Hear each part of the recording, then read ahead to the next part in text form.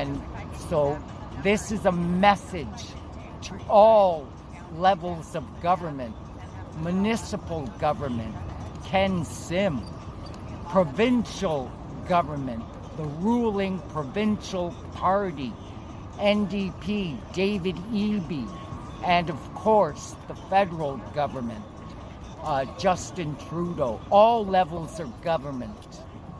I ask you, we need help. Everybody needs help.